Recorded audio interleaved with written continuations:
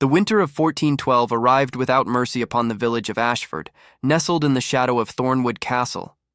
Snow fell in heavy curtains across the English countryside, blanketing the thatched roofs and frozen fields in a silence so profound it seemed the world itself had ceased to breathe.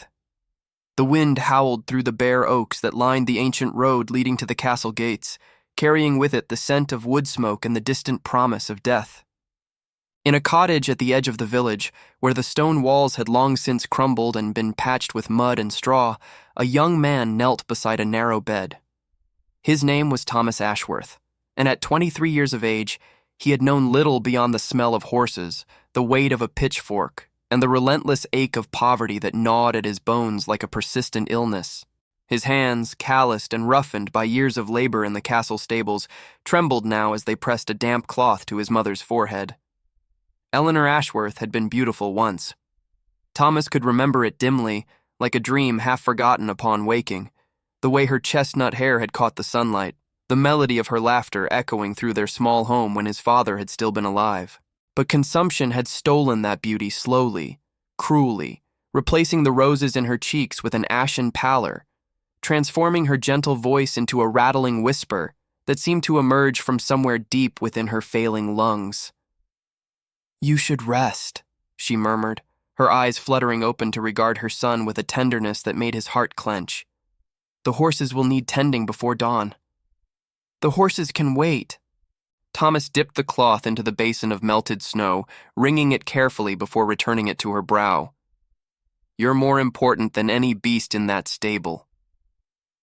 Eleanor's lips curved into a ghost of a smile. "Such a good boy. Your father would be proud." But Thomas knew better. His father, God rest his soul, had died when Thomas was barely 12, thrown from a spooked stallion during a hunt. The old Duke had given them nothing, not a single coin, not a word of sympathy. They had been left to fend for themselves, and Thomas had taken his father's place in the stables, working from before sunrise until long after sunset for wages that barely kept bread on their table and a fire in the hearth. Now even that meager existence was slipping away from them like sand through desperate fingers. The physician had come 3 days prior, summoned by Thomas's frantic pleading and the last of his mother's carefully hoarded coins. Dr. Whitmore had examined Eleanor with the detached efficiency of a man who had seen too much suffering to be moved by it anymore, his gray eyes revealing nothing as he listened to her labored breathing and felt the fever burning beneath her skin. "The infection has spread to both lungs," he had announced, washing his hands in a basin as though scrubbing away the stain of impending death. "There is a treatment, an extraction of foxglove and willow bark, combined with certain herbs from the East. It has shown remarkable results in cases such as these." Hope had surged through Thomas like a wave, bright and desperate and all-consuming. "Then you must give it to her. Whatever the cost." "The cost," Dr. Whitmore had interrupted, his voice flat and clinical, "is 20 gold sovereigns. The ingredients are rare and the preparation requires considerable skill. I do not offer charity, young man. I offer medicine." 20 gold sovereigns. Thomas had nearly laughed at the absurdity of it. He earned perhaps 15 pence a week, a sum that, even if he saved every farthing for the next decade, would not approach such an astronomical figure. It was a fortune beyond imagining, a sum that lords and merchants counted carelessly while men like Thomas dreamed of merely surviving the winter. "I cannot," he had begun. But his mother's coughing had interrupted him, a terrible racking sound that seemed to tear at her very soul. "Doctor," Whitmore had gathered his instruments and moved toward the door. "You have 1 week, perhaps 2, if God is merciful. After that, I fear no medicine in Christendom will save her." He had paused at the threshold, regarding Thomas with something that might have been pity. "I am sorry, lad. Truly I am. But the world does not run on wishes." 3 days had passed since then. 3 days of watching his mother grow weaker, her breath growing shallower, her lucid moments becoming rarer and more precious. Thomas had begged, borrowed, and humbled himself before every merchant and tradesman in Ashford, but none would extend credit to a stable boy with no prospects and no collateral.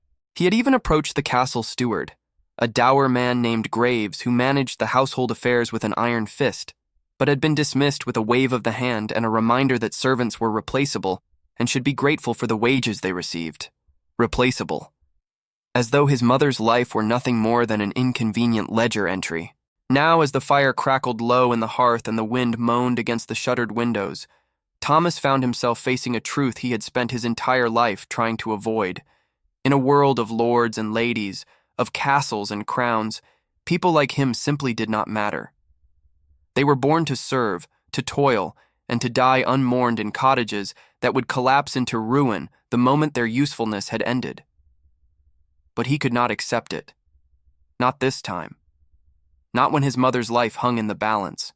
"There must be a way," he whispered, more to himself than to Eleanor, who had drifted back into the fitful sleep that claimed her more and more frequently these days.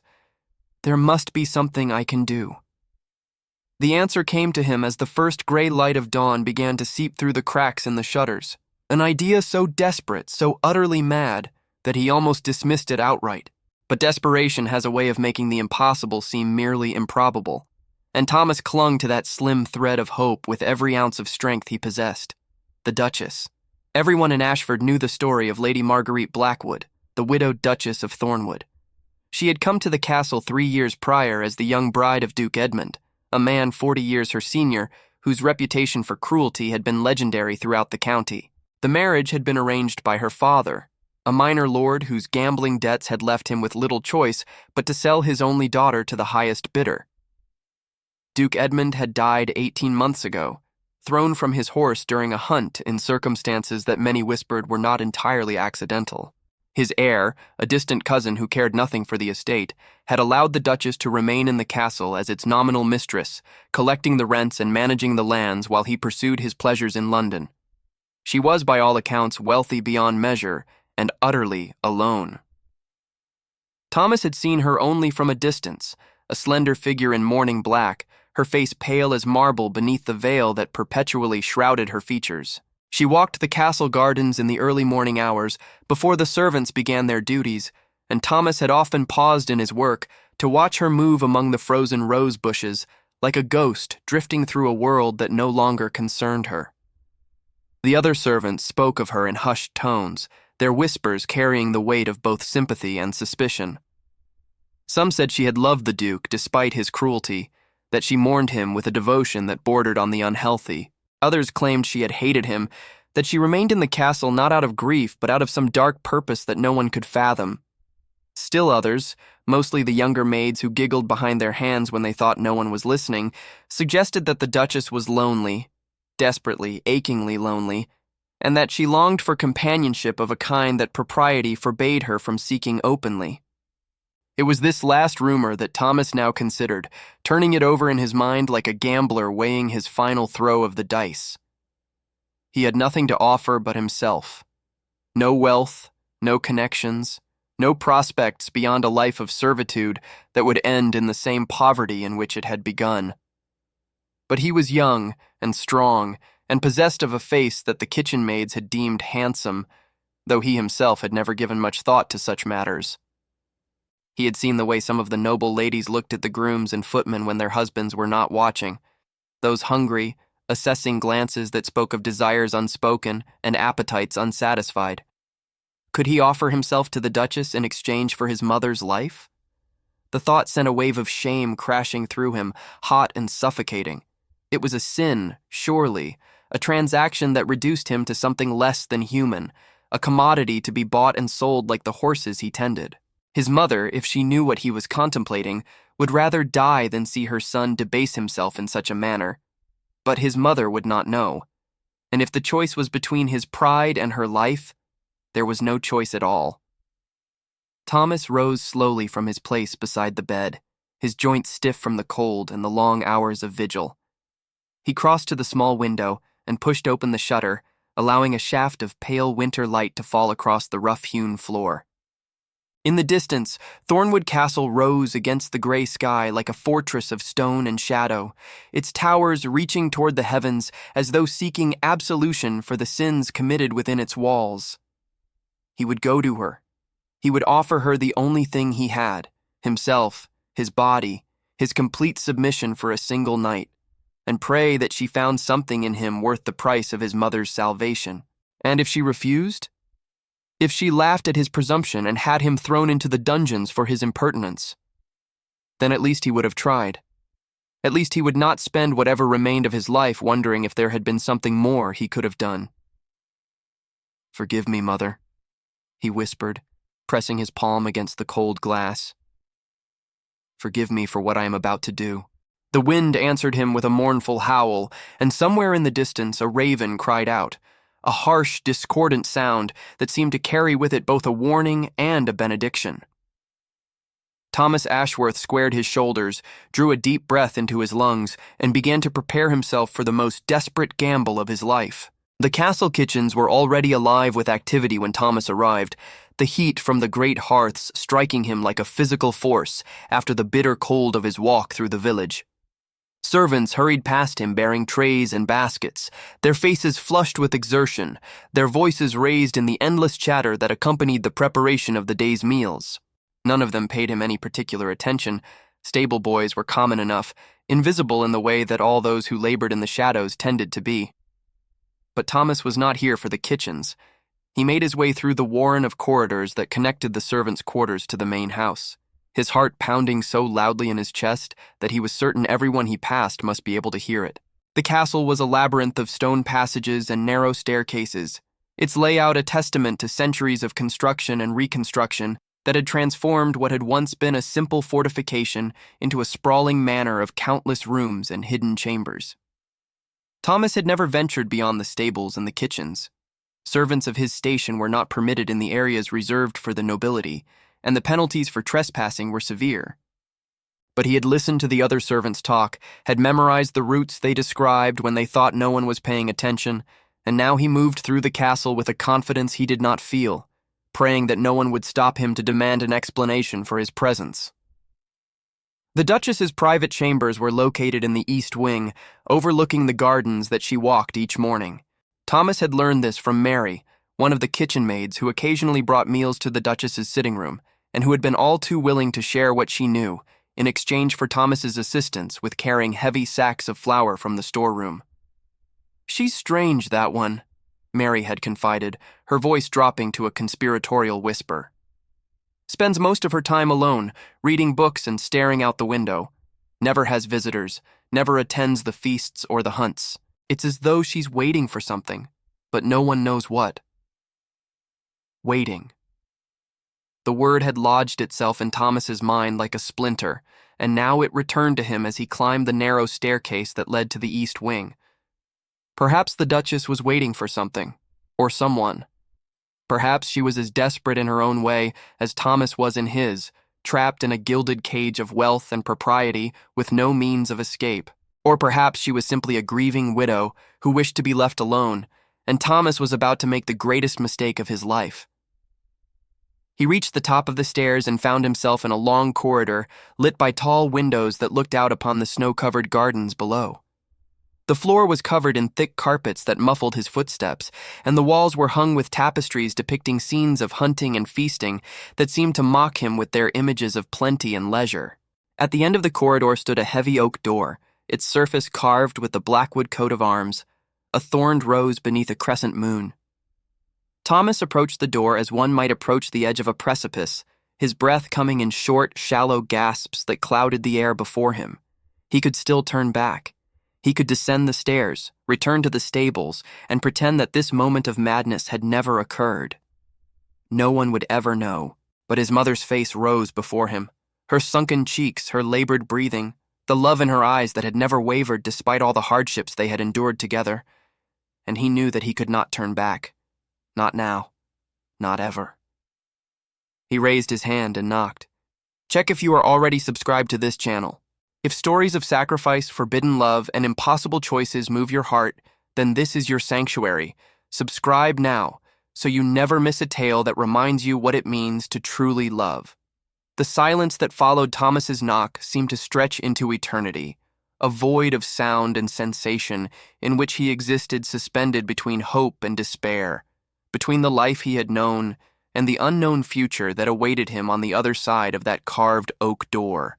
He counted his heartbeats, each one a thunderous percussion in his ears, and wondered if the Duchess had even heard him, if perhaps she was not in her chambers at all, if perhaps God, in his infinite wisdom, had decided to spare him from his own folly.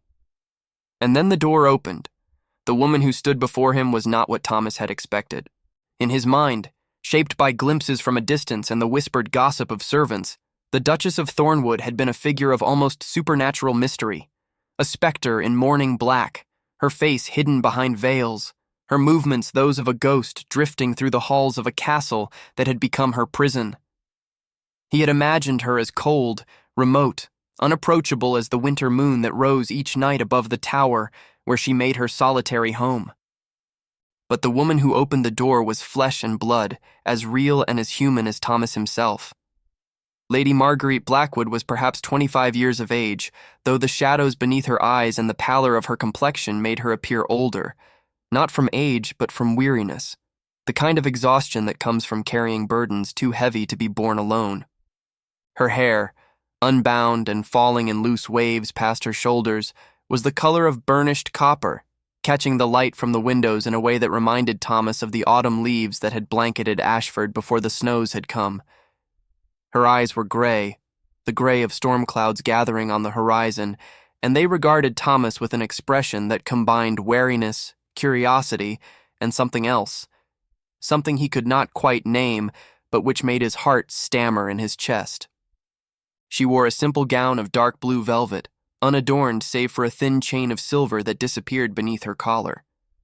Her feet were bare upon the carpet, and Thomas found his gaze drawn inexorably to those pale, delicate feet, before forcing himself to look up again to meet those storm-gray eyes that seemed to see straight through to the core of his being. "You are not one of my servants," she said. Her voice was low and musical, touched with an accent that spoke of French ancestry, and it carried neither the haughtiness Thomas had expected nor the fear that his unexpected presence might have warranted. Instead, there was only that same curious wariness, as though she were a wild creature encountering a hunter in the forest and trying to determine whether to flee or stand her ground. "No, my lady," Thomas managed, his throat dry as parchment. "I work in the stables. My name is Thomas Ashworth." "Thomas Ashworth," she repeated, tasting the name as though it were a morsel of unfamiliar food. "And what brings a stable boy to my door, Thomas Ashworth? Have you lost your way? Or perhaps you carry a message from someone who lacks the courage to deliver it themselves?" Thomas shook his head, suddenly aware of how absurd this must appear. A low-born servant, reeking of horses and hay, standing uninvited at the threshold of a duchess's private chambers. What had he been thinking? What madness had possessed him to believe that a woman of her station would even deign to listen to a proposition so base, so utterly beneath her dignity? But he had come too far to retreat now. His mother's life hung in the balance, and he would not fail her. Not through cowardice, not through shame, not through the crushing weight of a world that had never seen fit to grant him anything but the promise of endless toil and an early grave. "I come with a proposition, my lady," he said, forcing the words past the tightness in his throat. "One that I fear you will find unusual." Something flickered in the Duchess's eyes. Not quite amusement, not quite interest, but a stirring of something that had perhaps lain dormant for too long. She stepped back from the doorway, her bare feet silent upon the carpet, and gestured for Thomas to enter. "Then you had better come in, Thomas Ashworth. It has been a very long time since anyone has offered me anything unusual." The Duchess's sitting room was smaller than Thomas had imagined, but infinitely more comfortable than any space he had ever occupied. A fire blazed in the hearth, its warmth wrapping around him like an embrace, and the walls were lined with shelves bearing more books than Thomas had ever seen in one place. Leather-bound volumes in Latin and French and English, their spines cracked with use, their pages doubtless filled with words and ideas that a stable boy could never hope to comprehend. A writing desk stood by the window, covered in papers and quills and a small silver inkwell that caught the light like a captured star. The Duchess moved to a chair by the fire and seated herself with a grace that seemed as natural to her as breathing. She did not invite Thomas to sit. Such an invitation would have been improper, even had she been inclined to offer it. But neither did she seem discomfited by his presence. Instead, She simply watched him, her gray eyes unreadable, her hands folded in her lap with a composure that belied the strangeness of the situation. "You spoke of a proposition," she said at last. "I am listening." Thomas took a deep breath, calling upon every reserve of courage he possessed. He had rehearsed this moment 100 times during his walk through the castle corridors, had crafted speeches and arguments and pleas that he had hoped might move even a heart of stone. But now, standing before her, all of those carefully constructed words seemed to flee his mind, leaving only the naked truth of his desperation. "My mother is dying," he said simply. "Consumption. The physician says there is a treatment that could save her, but the cost is 20 gold sovereigns, a sum I could not earn in a lifetime of labor." The Duchess's expression did not change, but something shifted in her eyes, a softening, perhaps, or a shadow of recognition. "I am sorry to hear of your mother's illness," she said quietly, "but I confess I do not understand why you have come to me. If you seek charity, you would do better to approach the steward. I am told he manages such matters on behalf of the estate." "The steward has already refused me." Thomas heard the bitterness in his own voice and made no effort to soften it. "He told me that servants are replaceable, and that I should be grateful for the wages I receive. My mother's life means nothing to him, means nothing to anyone in this castle, or in the village, or anywhere else in this godforsaken world. And you believe it means something to me?" The question was not cruel, but neither was it kind. It was simply honest, a reminder that they were strangers, that the Duchess owed him nothing, that whatever sympathy she might feel for his plight was not the same as obligation. Thomas met her gaze and held it, refusing to look away despite the heat that crept up his neck and the trembling of his hands at his sides. "I believe that I have something you might want," he said, "something that I am willing to offer in exchange for my mother's life." Silence fell between them, heavy and expectant. The fire crackled in the hearth, and somewhere in the depths of the castle, a clock chimed the hour. 8 bells, marking the passage of time that Thomas could ill afford to waste. "And what is this something?" the Duchess asked at last, her voice barely above a whisper. Thomas swallowed hard. "Myself." The word hung in the air like smoke, impossible to take back, impossible to unsay. He watched the Duchess's face for some sign of reaction, outrage, disgust, amusement, anything, but her expression remained as still and unreadable as a frozen pond, reflecting nothing, revealing nothing. "Yourself," she repeated slowly, as though testing the weight of the word. "You offer yourself to me. In what capacity precisely?" "In whatever capacity you desire."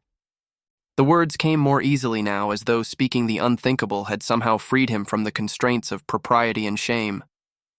"For one night. I will do whatever you ask of me, be whatever you need me to be. And in the morning, you will give me the 20 sovereigns required to save my mother's life." Still the Duchess did not move, did not speak. Her gray eyes remained fixed upon his face, searching for something. Sincerity, perhaps, or desperation, or the madness that surely must lie at the heart of such an outrageous proposal. "You understand what you are offering," she said at last. It was not a question. "I understand that I am offering my body in exchange for gold. I understand that such transactions are common enough in the darker corners of the world, though usually it is women who are forced into such arrangements, not men." Thomas's jaw tightened. "I understand that you might find my proposition insulting, that you might call for your guards and have me thrown into the dungeons for my presumption. But I also understand that my mother will die without that medicine, and that I will do whatever I must to prevent that from happening." The Duchess rose from her chair, a fluid motion that carried her across the room to the window.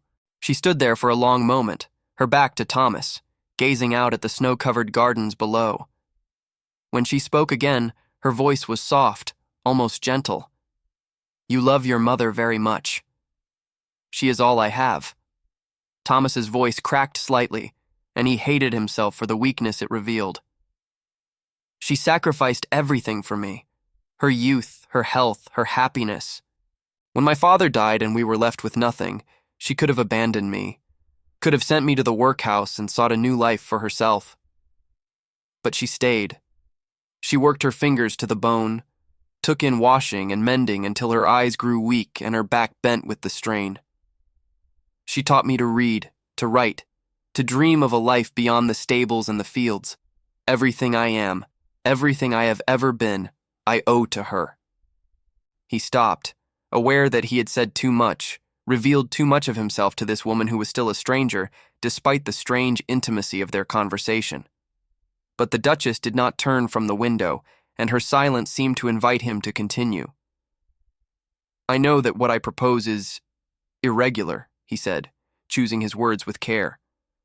"I know that it violates every rule of propriety and decency, but I have nothing else to offer, no wealth, no connections, no skills beyond the tending of horses and the mucking of stalls. If my body is all I possess, then it is my body I will sell, and if you find me unworthy of the price I ask, then I will leave and trouble you no more." The Duchess turned at last, and Thomas was startled to see something glistening in her eyes. Tears, perhaps, or merely the reflection of the firelight. She moved toward him slowly, her bare feet soundless on the carpet, until she stood close enough that he could smell the faint perfume that clung to her skin. Lavender and roses, sweet and melancholy as a half-forgotten dream. "You do not know me, Thomas Ashworth," she said softly. "You do not know what I have done, or what I am capable of doing.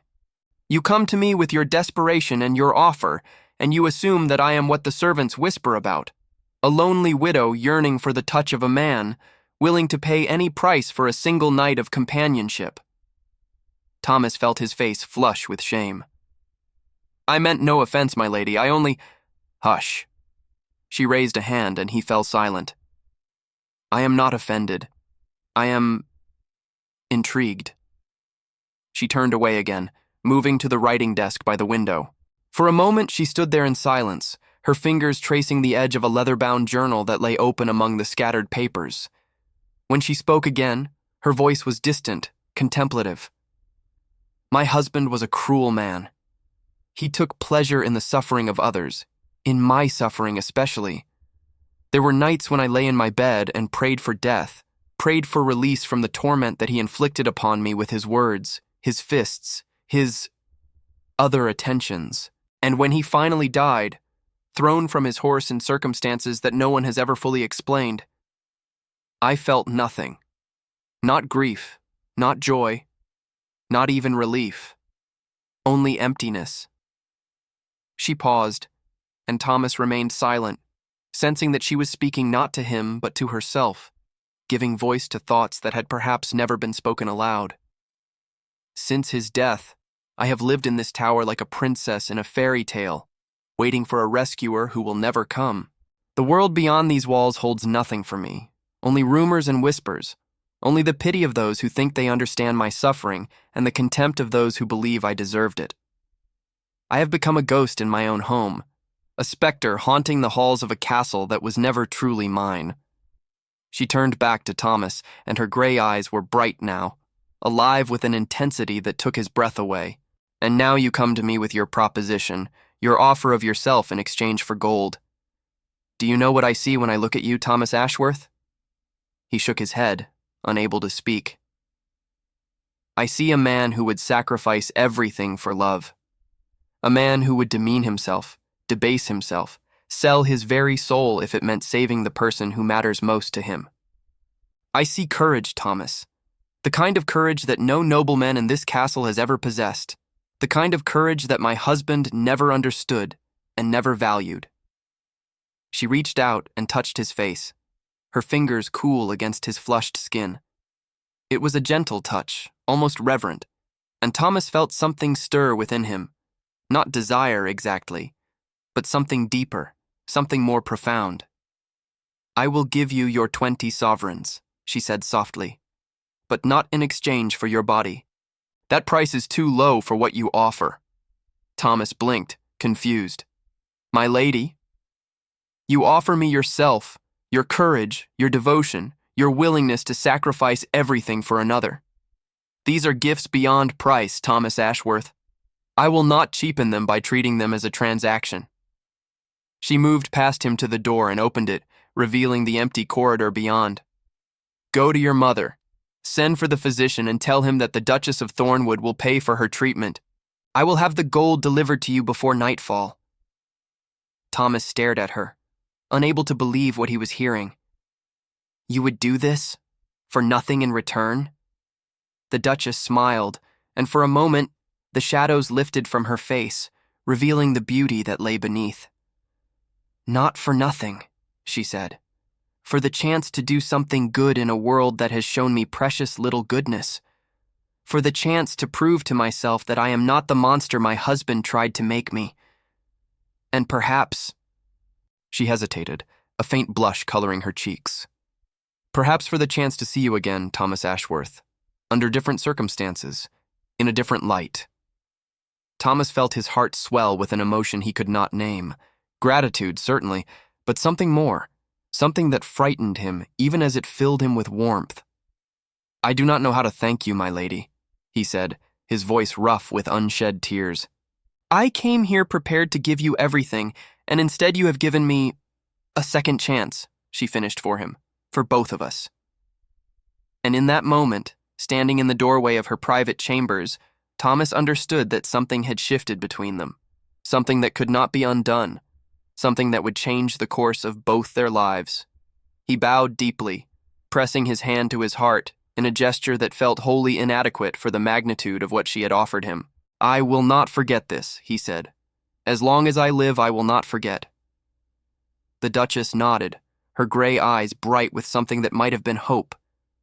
Go, she said. Save your mother, and when she is well...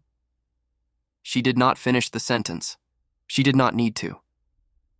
Thomas turned and walked down the corridor, his footsteps muffled by the thick carpets, his heart pounding with a strange mixture of relief and anticipation. Behind him he heard the soft click of the door closing, a sound that seemed to mark the end of one chapter of his life and the beginning of another. The Duchess of Thornwood had shown him mercy when he had expected none. She had seen the truth of his heart and had responded with kindness instead of contempt. And now, for reasons he could not fully understand, he found himself wanting to know more about her, about the woman behind the widow's weeds, about the soul that had survived a monster's cruelty and emerged still capable of compassion. But first, his mother. He hurried through the castle corridors, no longer caring who saw him or what questions his presence might raise. The Duchess's promise burned in his chest like a flame, and he carried it with him into the cold winter morning, where the first rays of the sun were just beginning to pierce the heavy clouds that had hung over Ashford for so many weeks. There would be time later to consider what had passed between them. There would be time to untangle the strange web of emotion that had begun to weave itself around his heart. For now, there was only gratitude, and the fierce, desperate hope that his mother might yet live to see another spring. Dr. Whitmore arrived at the Ashworth cottage within hours of receiving word from the castle.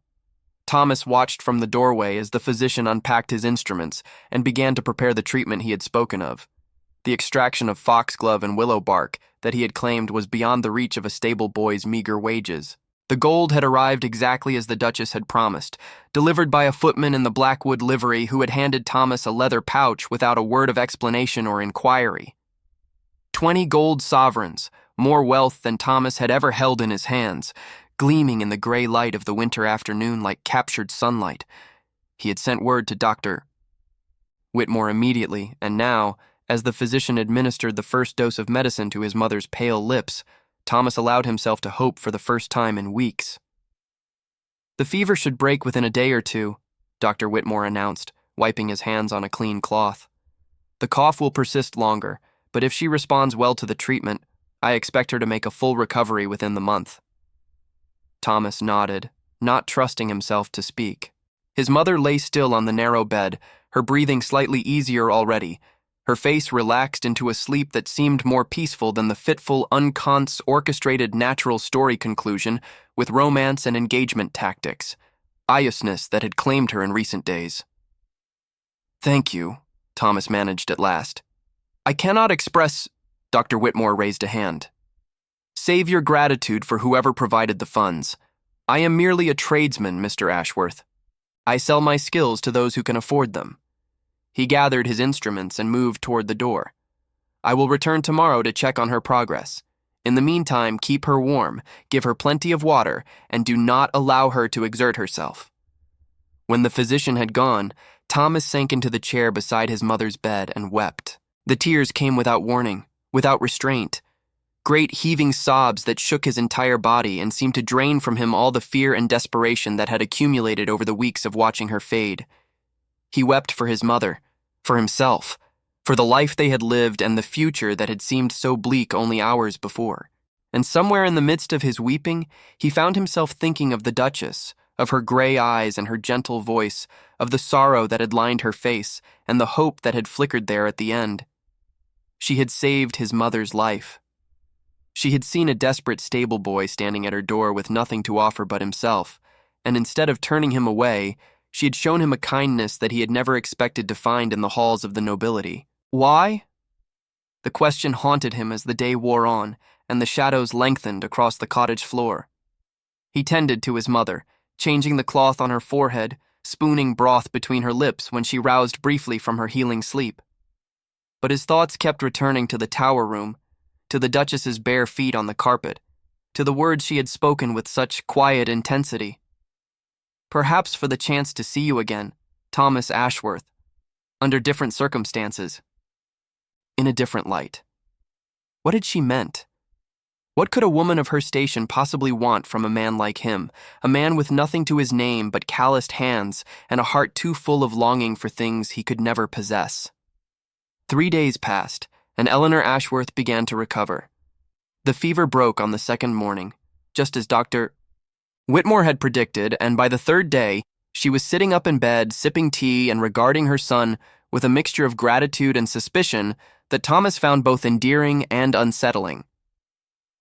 "You have not told me where the money came from," she said, her voice still weak but clearer than it had been in weeks.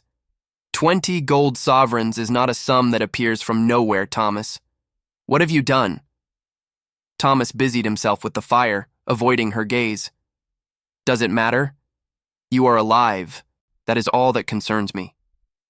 "It matters to me." Eleanor's hand reached out to grasp his wrist, her grip surprisingly strong. "Look at me, my son. Tell me the truth." And so he told her. Not everything.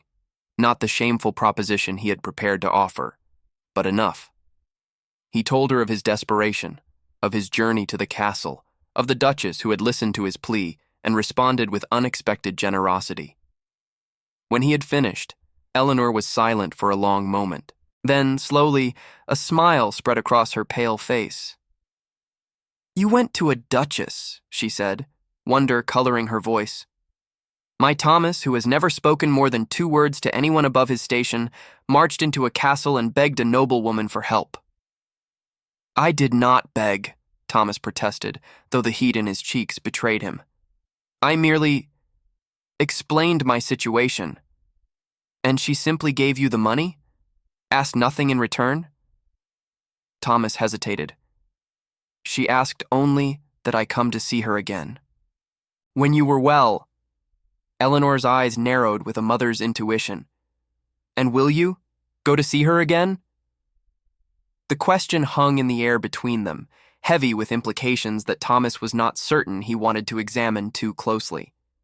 He thought of the Duchess's gray eyes, of the loneliness that had lurked behind her careful composure, of the way her fingers had felt against his skin, cool and gentle, like the first breath of spring after a long winter. "I do not know," he admitted. "I do not know what she wants from me. I do not know what I could possibly offer her." Eleanor squeezed his hand, her eyes soft with understanding. "Perhaps she does not want anything from you, Thomas. Perhaps she simply wants someone to see her, truly see her, as something more than a title or a widow or a ghost in a tower." Thomas considered this, turning the idea over in his mind like a smooth stone found on a riverbed. Could it be that simple? Could the Duchess of Thornwood, with all her wealth and all her sorrow, merely be seeking what every human heart craved, connection, understanding, the warmth of another soul in the cold vastness of the world? "I should bring her something," he said slowly. a gift to thank her for what she has done. But what could a stable boy possibly give to a duchess? Eleanor smiled, and in that smile, Thomas saw a ghost of the beauty that had been hers before poverty and illness had taken their toll. Give her the only thing that matters, my son. Give her your honesty. Give her your heart. If this story has touched something deep within you, if you feel the weight of Thomas's devotion and the ache of Marguerite's loneliness, leave a comment saying, "True love needs no gold." Let these words remind us all that the most precious gifts cannot be bought or sold. A week after his mother's recovery began, Thomas found himself once again climbing the narrow staircase that led to the east wing of Thornwood Castle. This time, he came not as a desperate supplicant, but as a man fulfilling a promise, though whether the promise was to the Duchess or to himself he could not say. In his hands he carried a small bundle wrapped in clean cloth, a sprig of winter jasmine that he had found growing against the south wall of the stable, its white flowers somehow surviving the bitter cold, their fragrance sweet and delicate against the harsh February air. It was a humble gift, perhaps even an absurd one. What was a handful of flowers to a woman who could afford the finest silks and jewels in all of England? But Thomas had remembered his mother's words, "Give her your honesty, give her your heart." And he could think of nothing more honest than this simple offering, this small piece of beauty that he had found and thought of her. He knocked on the carved oak door and waited. This time, the wait was shorter. The door opened, and the Duchess stood before him in a gown of deep green velvet that made her copper hair glow like embers in the afternoon light. Her gray eyes widened slightly at the sight of him, and then a smile curved her lips, a real smile, warm and unguarded, that transformed her face from beautiful to radiant. "Thomas Ashworth," she said, "you came." "I promised I would, my lady." He held out the bundle of winter jasmine, suddenly conscious of how rough his hands looked against the delicate white petals. "I brought you something. It is not much, but—" She took the flowers from him with the reverence one might show a holy relic, lifting them to her face to breathe in their fragrance. When she looked at him again, her eyes were bright with unshed tears. "No one has given me flowers since I was a girl," she whispered. "My husband believed that such gestures were beneath his dignity. He gave me jewels and gowns and a castle full of empty rooms, but never once did he think to pick a flower and offer it simply because it was beautiful." She stepped aside to let him enter, and Thomas found himself once again in the warm embrace of her sitting room. The fire crackled in the hearth, and the books lined the walls like silent witnesses to whatever might pass between them. "Your mother," the Duchess said, settling into her chair by the fire and gesturing for Thomas to take the seat opposite. "She is recovering?" "Thanks to you, my lady. Dr. Whitmore says she will be fully well within the month." "I am glad." She arranged the jasmine in a small vase that sat upon the writing desk, her movements careful and precise. "And you? How do you fare?" The question surprised him. No one of her station had ever asked after his well-being, had ever treated him as though his feelings mattered, as though he were a person rather than a pair of hands useful only for the labor they could perform. "I am grateful," he said slowly, choosing his words with care, "but also confused, if I'm being honest." "Confused?" She turned to face him, one eyebrow arched in curiosity. "About what?" "About you, my lady. About why you helped me. About what you expect in return." The Duchess was silent for a moment, her gaze fixed on the flames dancing in the hearth. When she spoke again, her voice was soft, contemplative. "I told you before that I wanted to do something good. That much was true. But there was something else, something I did not fully understand until after you had gone." She rose from her chair and moved to the window, her silhouette dark against the pale winter light. "When you stood before me and offered yourself in exchange for your mother's life, I saw something I had not seen in years, perhaps had never seen at all. I saw a man willing to sacrifice his pride, his dignity, his very sense of self for love. Not for wealth or power or advancement, but for love. Pure and simple and unconditional. She turned to face him, and Thomas saw that the tears had escaped her eyes now, tracing silver paths down her pale cheeks. My husband never loved me. He married me for my father's lands and whatever beauty I possessed in my youth, and when he had secured both, he saw no further use for me except as an object upon which to exercise his cruelties. I learned to survive him, but I never learned to hope.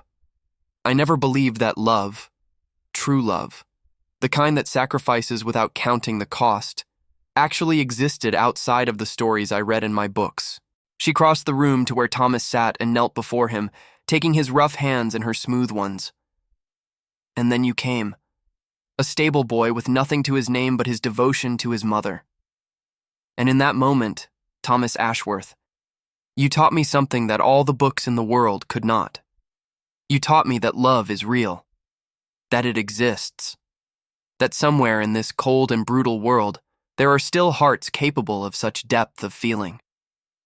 Thomas stared at her, his heart pounding so loudly he was certain she must hear it. My lady. Marguerite, she interrupted softly. My name is Marguerite, and I am tired of being my lady to everyone I meet. I want, just once, to be simply myself. Marguerite, he repeated, and the name felt like a prayer on his lips. I do not understand what you are asking of me. She smiled through her tears. I am asking for nothing, Thomas. I am offering. I'm offering you my friendship, my gratitude, my whatever else you might be willing to accept from a lonely widow who has forgotten how to live. Thomas looked at their joined hands, his calloused and rough, hers soft and white, and felt something shift within him. The walls he had built around his heart, the barriers that had protected him from hoping for anything beyond survival, began to crumble. I have nothing to give you, he said quietly. I am a stable boy. I own nothing but the clothes on my back and a cottage that is falling apart around my ears. I cannot offer you wealth or status or anything that a woman of your position might reasonably expect. Then offer me what you offered before, she replied. Offer me yourself, not as a transaction, not as a bargain struck in desperation, but as a gift freely given. Offer me your company, your conversation, your presence in this tower where I have been alone for so long. She released his hands and rose to her feet, moving back to the window with a grace that made his heart ache. I know that what I ask is unconventional. I know that the world would condemn us both if it knew. The Duchess entertaining a stable boy in her private chambers, seeking companionship where none should exist. But I have spent my entire life living by the world's rules, and what has it brought me? Misery, loneliness, a marriage to a monster, and years of suffering that I would not wish upon my worst enemy. She turned to face him, and her gray eyes burned with an intensity that took his breath away. I am done living by the world's rules, Thomas. I want to live by my own, and if that means finding friendship or something more in unexpected places, then so be it. The weeks that followed were unlike anything Thomas had ever experienced. Each afternoon, when his work in the stables was complete, he would climb the narrow staircase to the east wing and knock on the carved oak door. And each afternoon, Marguerite would open it with a smile that seemed to grow warmer with each passing day. They talked for hours, about everything and nothing. Marguerite told him of her childhood in France, of the gardens where she had played as a girl, of the books she had loved and the dreams she had cherished before her father's debts had forced her into a marriage she had never wanted. Thomas, in turn, told her of his father's death, of the years of struggle that had followed, of his mother's quiet strength and unwavering devotion. They discovered, to their mutual surprise, that they had more in common than either had expected. Both had known suffering, both had learned to survive in a world that offered them little compassion, and both, in their different ways, had been starved for the simple pleasure of human connection. Marguerite taught Thomas to read in French, laughing at his clumsy pronunciation and praising his quick mind. Thomas, in turn, taught her about the horses in the stable, their temperaments and quirks, the way to gentle a nervous foal, the signs that indicated illness or injury. He brought her to the stables one evening, after the other grooms had gone to bed, and showed her his favorite mare, a chestnut beauty named Rosalind, who nuzzled Marguerite's hand as though she had known her all her life. "She likes you," Thomas said, watching Marguerite's face light up with wonder. "I have never been so close to a horse before," she admitted. "My husband would not allow it. He said they were common beasts, fit only for servants to handle." "Your husband was a fool," Thomas replied without thinking, and then froze, horrified at his own presumption. But Marguerite only laughed, a clear musical sound that echoed through the empty stable like a bell. "Yes," she agreed, her gray eyes meeting his. "He was. And I was a greater fool for allowing him to steal my joy for so long." She reached out and took his hand, her fingers intertwining with his in a gesture that felt both natural and revolutionary. "You have given me something precious, Thomas Ashworth. You have given me the courage to reclaim myself." Thomas felt his heart expand in his chest, pressing against his ribs with an ache that was almost painful. "You have given me the same," he said quietly. "I came to you prepared to sell myself, prepared to become something less than human for the sake of my mother's life. And instead, you showed me that I was worth more than I had ever believed." Uth! They stood there in the darkness of the stable, their hands joined, their breath misting in the cold air.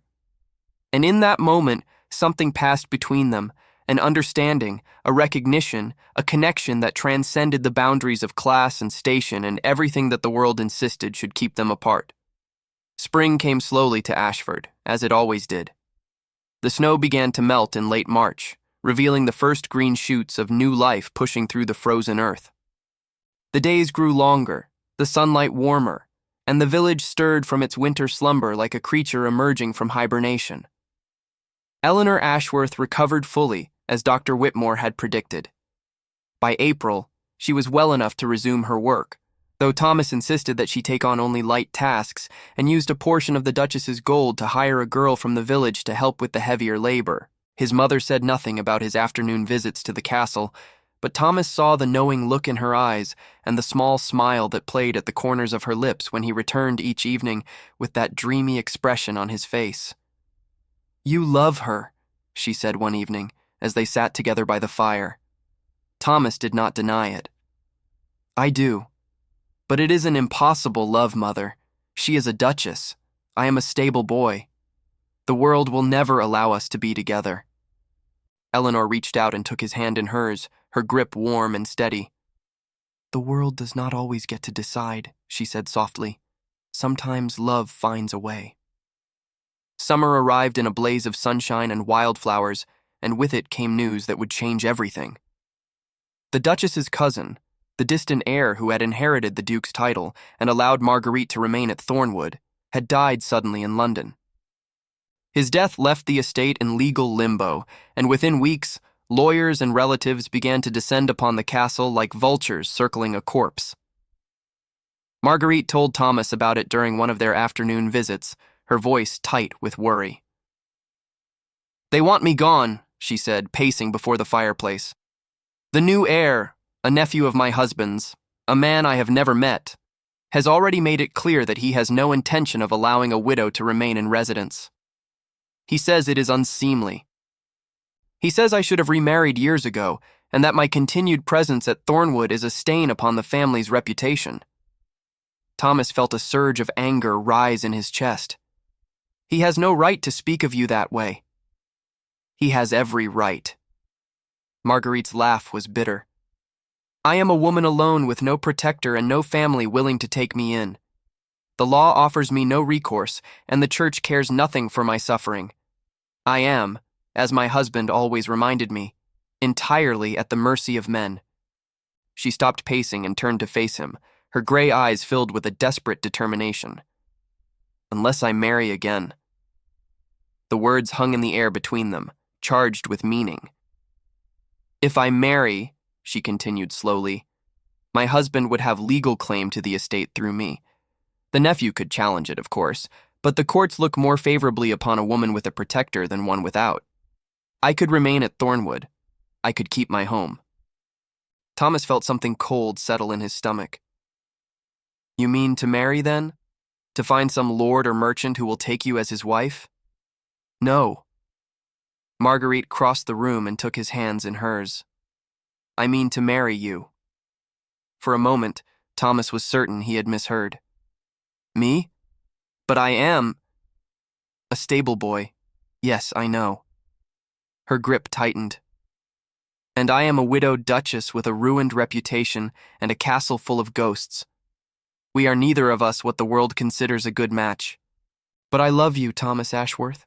I love your kindness and your courage and the way you look at me as though I am something precious. I love the hours we have spent together, talking and laughing and learning each other's hearts. And if I must marry to keep my home, then I would rather marry you than any lord in England. Thomas stared at her, his mind reeling. The world will never accept it. They will call you mad.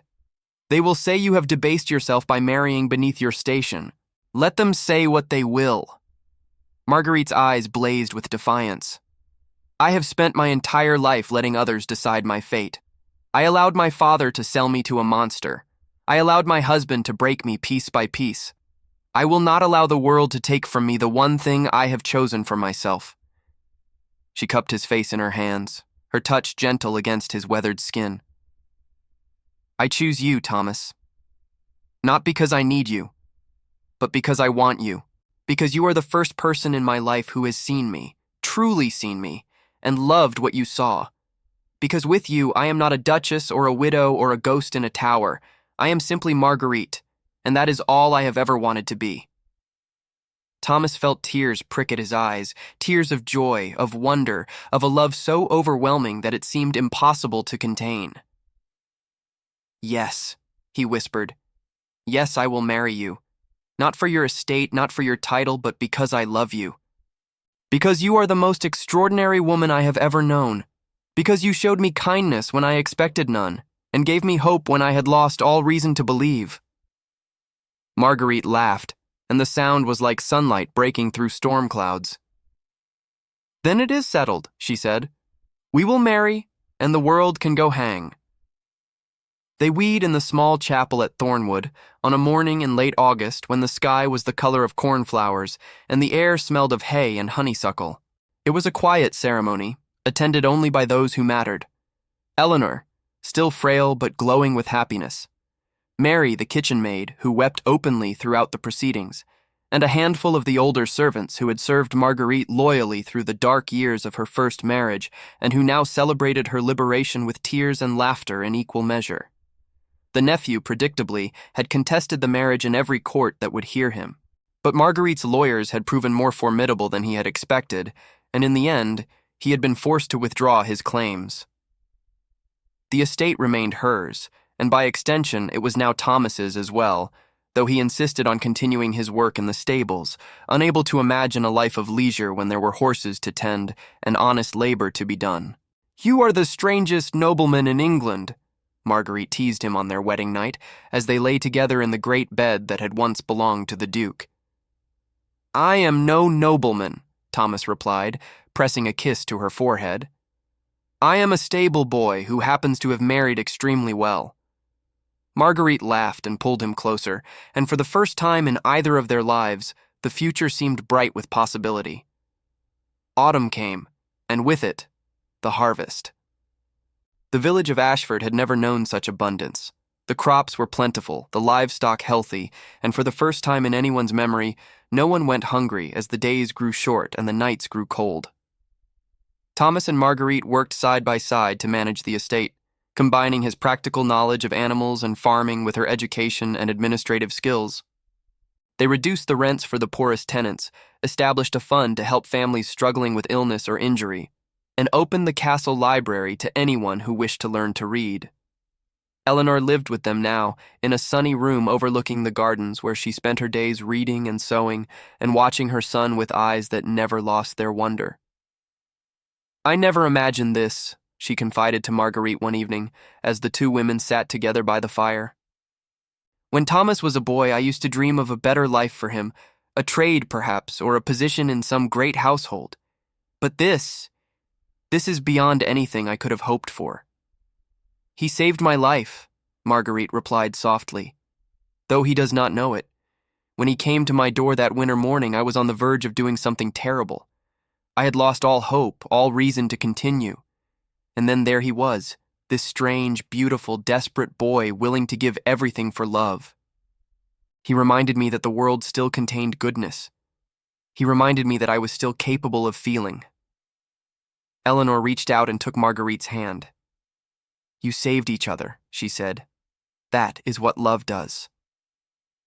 Winter returned, as it always did, but this time it held no terror for the inhabitants of Thornwood Castle. The fires burned bright in every hearth, the pantries were stocked with food, and the halls that had once echoed with the Duke's cruelty now rang with laughter and music and the voices of those who had found, against all odds, a place where they belonged. On Christmas Eve, Marguerite announced that she was with child. Thomas wept when she told him, holding her close as though she were the most precious thing in the world. A family, he whispered into her hair. We are going to have a family. We already have a family, Marguerite replied, her hand resting on the swell of her belly. This is simply more. And it was. The child was born in late summer, a girl with her mother's copper hair and her father's gentle eyes. They named her Eleanor, after the grandmother who held her with trembling hands and declared her the most beautiful baby ever to grace the earth. Thomas stood by the window of the birthing chamber, watching the sun rise over the fields of Ashford, and felt a peace so profound that it seemed to fill every corner of his being. He thought of the desperate young man he had been, the stable boy who had climbed those stairs with nothing to offer but himself, prepared to trade his body for gold, prepared to sacrifice his dignity for love. He thought of the woman who had opened her door and seen not a servant to be used, but a soul to be cherished. They had found each other in the darkness, two broken creatures seeking light. And together, they had built something that neither could have imagined alone, a life filled with purpose, with joy, with the quiet contentment of hearts that had finally found their home. Thomas?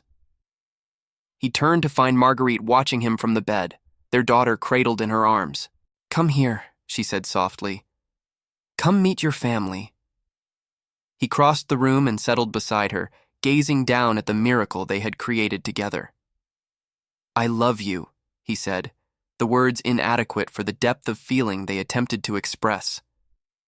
And I love you, Marguerite replied. More than words can say, more than I ever believed possible. Outside, the sun continued its ascent, painting the sky in shades of gold and rose. The village was stirring to life, the sounds of another day beginning to fill the air, and in the great castle on the hill, a stable boy and his Duchess held their daughter close and watched the dawn break over a world that had finally, at long last, given them everything they had ever needed. Each other. If you watched this far, it's because this story touched your heart. Leave a comment saying, I watched this far, so I can get to know you and know who really likes the stories on this channel. And if you haven't already, subscribe to join our community of those who believe in the power of love to transform the darkest of circumstances into something beautiful. Share this story with someone who needs to be reminded that even in the coldest winter, spring will always come. And don't forget to leave a like. It costs nothing but means everything. Until the next tale, may you carry with you the warmth of this story and the knowledge that true love asks for nothing except the gift of an honest heart.